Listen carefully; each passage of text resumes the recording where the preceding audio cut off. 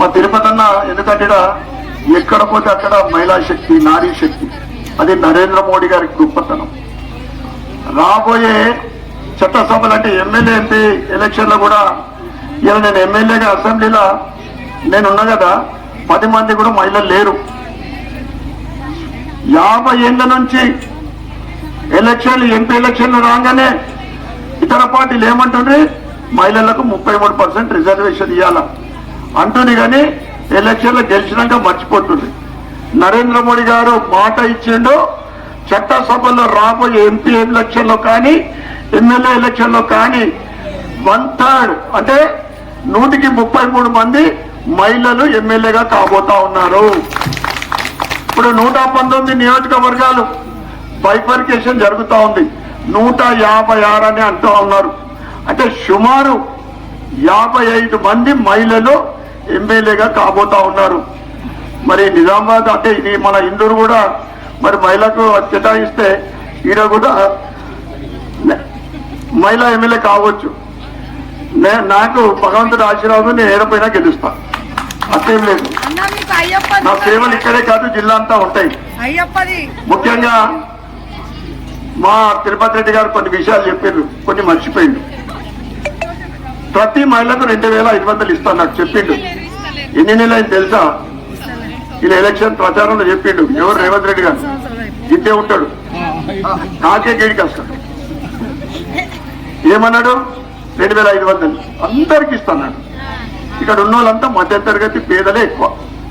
మరి 26 నెలల్లో 65,000 రూపాయలు బకాయింది.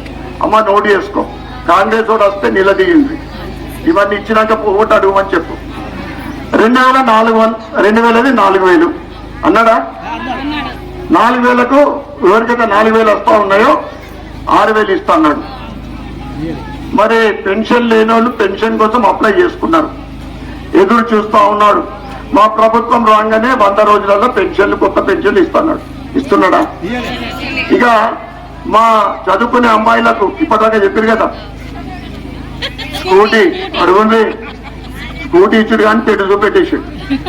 ఇక మా యువకులకు సంవత్సరం లోపు 2 లక్షల ఉద్యోగాలు ఇవ్వకుంటే నిరుద్యోగ వృత్తి. ఇక్కడ నిరుద్యోగ యువకులు చాలా మంది ఉన్నారు.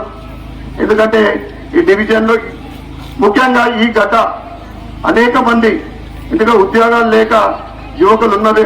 ఈ గత ఇది 4,000 అంటే ₹1,00,000 పైన బకాయి ఉన్నాడు. ఇక్కడ దళితులు కూడా కొంతమంది ఉన్నారు. దళిత బంధు ఆ కేసీఆర్ అందరు ఏదో అంటారు కదా, గదముక్క అనుడు కాదు, ఉన్నది అట్లా ఉంటేనే అంటున్నా కదా, ముక్క అట్లుంది. దళిత బంధు 10 లక్షలు ప్రవేశపెట్టాడు. కొందరికి వచ్చింది పాపం 10 లక్షలలో 3 లక్షలు 4 లక్షలు కట్ అయిండొచ్చు. అయినా కానీ ఇచ్చింది ఏదో.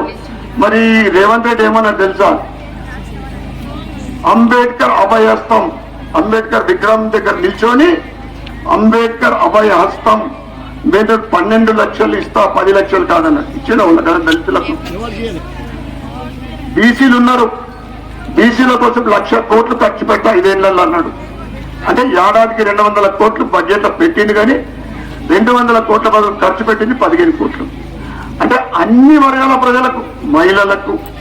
మీకైతే మా తిరుపతి అన్నాడు, నేను అనుకుంటా ఇవన్నీ ఏమంటారు దీన్ని, కమ్మలు బద్దలు ఉంటాయి కదా, మరి ఆయన ఇచ్చిన తులమేనా? తులంతో చేపించుకున్నారా మీరు? కళ్యాణ్ లక్ష్మి తర్వాత తులం బంగారం వచ్చినట్టుంది మీకు, ఉన్నారా? అయినాయి కదా పెళ్లిళ్ళు, బిడ్డలే మన్మరాళ్ళు అయినాయి కదా. కళ్యాణ్ లక్షనే వస్తుందా? మరి ఇవన్నీ చూస్తే ఇచ్చిందేమనుకుంటున్నాం. మనం ఒకటి అడుగుదాం. ఆయన చెప్పినప్పుడు 80,000 ఉండే, 2 లక్షలు అయిందో ఏదో అయింది బంగారం. 80,000 పూర్తన్నా ఈ మంచి చెప్పాలా? 80,000కి ఎంత వస్తా అంత? మరి 3 మాసాలు వస్తుందా, 4 మాసాలు? అవి మనం అడుగుతలేం, ఆయన ఇస్తానే అడుగుతున్నాం కదా. యువకులు ఇస్తానే అడుగుతారు కదా, మహిళలు ఇస్తానే అడుగుతారు కదా. ఇవన్నీ పక్కకు పెడితే ఎలక్షన్ల హిందూ దేవుళ్ళ మీద ఒట్టు పెట్టుకొని గెలిచిండు.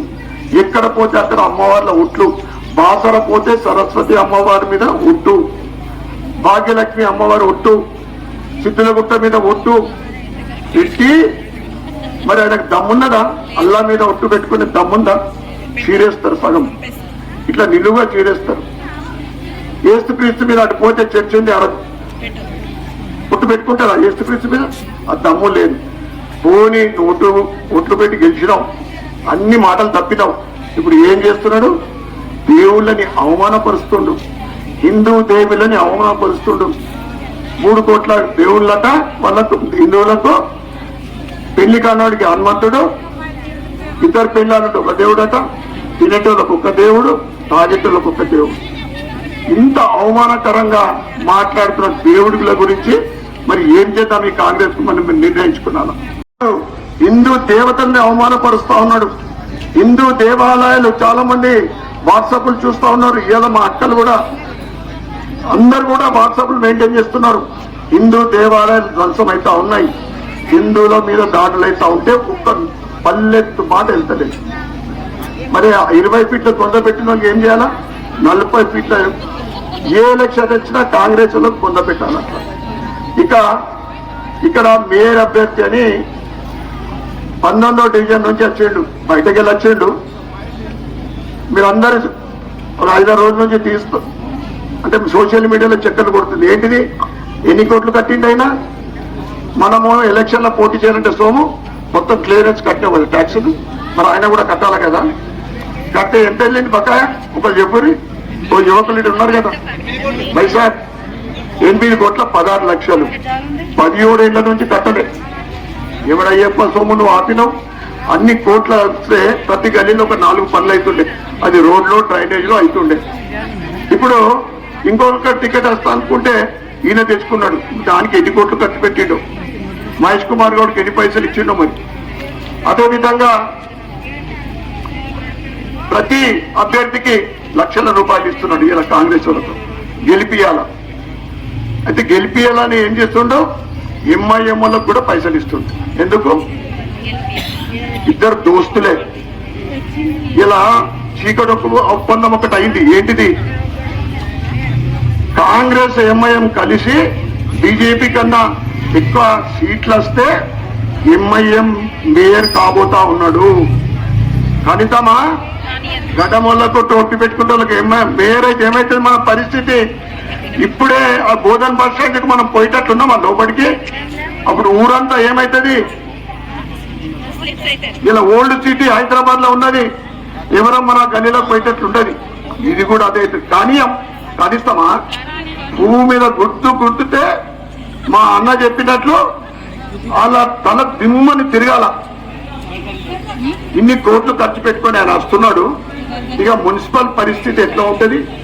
ఆ బావడతోటి జనాల నింపుడిగా అవినీతి అంటే అసలు అవినీతిమయమైన మున్సిపల్. అప్పుడు అక్కడ ఉన్న స్టాఫ్ కు జీతాలు కూడా ఇచ్చే పరిస్థితి ఉండదేమో అనిపిస్తుంది. ఎందుకంటే ఎమ్మెల్యేగా నేను కమిషనర్, నాకు ఆఫీస్ తోటి సంబంధాలు ఉంటాయి. నేను 8 కోట్ల 16 లక్షలు ఆయన ఏమంటే తెలుసా? కొద్దిగన్నా కానీ రాజకీయ పరిజ్ఞానం లేని వ్యక్తి అయినా మున్సిపల్ కు బదలిచ్చిందట. ఇస్తారా? బదలిస్తారా? మనం కరెంట్ బిల్లు కట్టే వాపసు వస్తుందా? మున్సిపల్ ట్యాక్స్ కట్టే వాపసు వస్తాయా? నీళ్ళ ట్యాక్స్ కట్టే వాపసు వస్తాయా? ఇంత తెలివిలేనోడు. నేను కమిషనర్కి ఏమంటే ఫోన్ చేసిన, ఏం సార్ మీరు బదలు తీసుకుంటారు? ప్రైవేట్ వాళ్ళ దగ్గర కూడా బదలు తీసుకుంటారా అంటే, సార్ ఏం సార్ గిట్లా అంటున్నాను అంటే, మరి నరేందర్ రెడ్డి వంశీ హోటల్ ఓనర్కి ఇట్లా అంటుండేం సార్ అంటే, ఆయన 8 కోట్లు కట్టిండు ఇట్లా అంటుండే. ఆయనకి ఏమైనా మెదడు ఖరాబ్ అయిపోయిందేమో అంటున్నారు. అంటే ఆయన క్యారెక్టర్ అటువంటి అవినీతితోటి కూడుకున్న ఆయన క్యారెక్టర్. మున్సిపల్ పరిస్థితి ఏమైతుందో నాకు భయం అనిపిస్తుంది. మున్సిపల్ ఆఫీస్ ఏమవుతుందో ఆఖరికి జీతాలు లేని పరిస్థితిలో మున్సిపల్ ఆఫీస్ ని గిరివి కూడా పెడతారేమో. ఆయన మేయర్ అయితే గిరివి పెడతారు.